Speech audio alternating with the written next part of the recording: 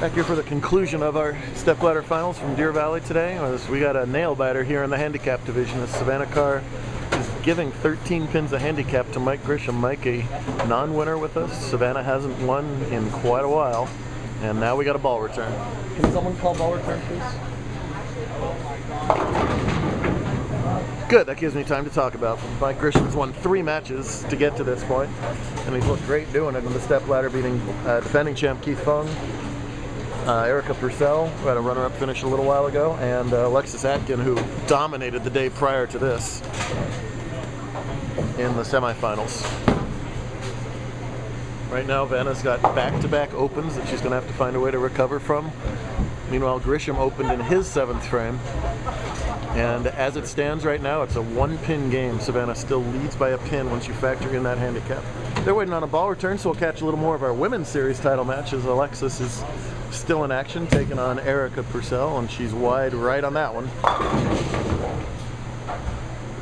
Of course, she wants to win the women's series, but she really wanted to win the main division of the tournament. And she started out looking like she would win any scratch tournament on the planet, as her first 2 games today were 266 and 278 scratch.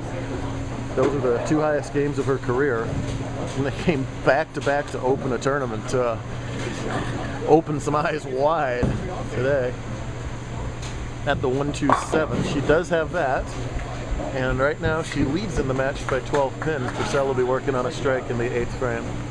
Got our ball return issue all cleaned up, and we'll see what happens here now as Carr is up in the 9th.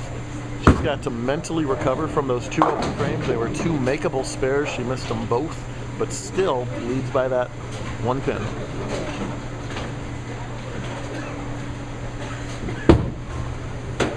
I have a question. Oh no. And after leaving missing those 2 makeable spares, she comes back with a pocket shot and 4 9s. Ouch.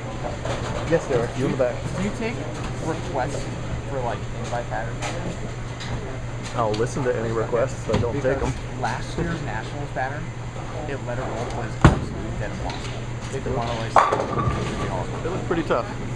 I've seen the scores coming out of the... Yeah, I've rolled lead over there. Oh my god, it's so hard. Whatever you do, don't lay out heavy road. Okay. Do not lay out heavy road. Look at this. No! All Savannah needed was something tough to shoot at. She said, forget about those 4 7s. Give me a 9-pin up there and I'll make that. What a huge spare for her to maintain the lead. Wow. In answer to Derek's question, if you overheard all of that, we don't take requests.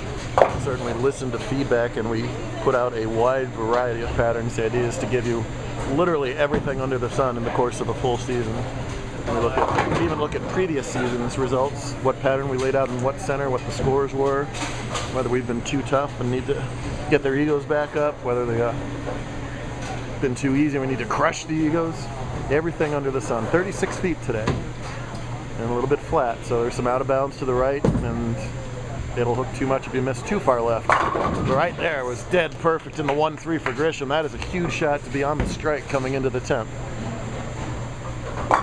Getting 13 pins of handicap, he trails by 14 on the scoreboard, so he trails by only 1 heading into the 10th. And crucially, he is on the strike and Savannah's on the spare, so if Mike can hold count, even without striking again, if he can just hold the count, that really puts the onus on Carr.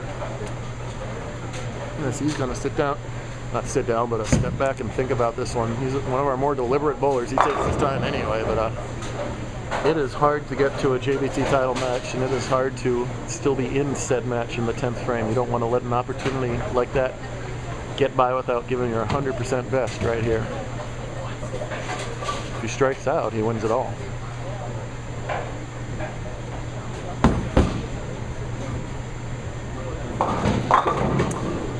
And instead left the whole way and doesn't grab the head pin.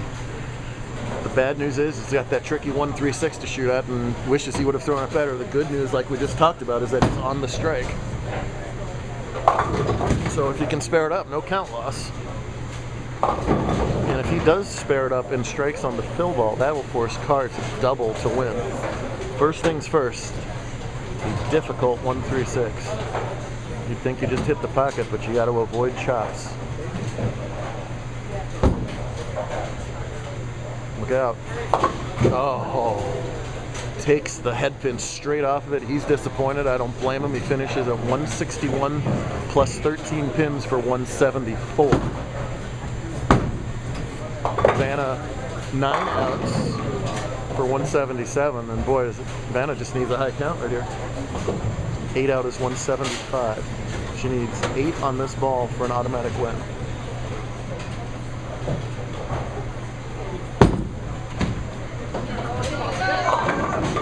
That's a title win of 9. That's enough.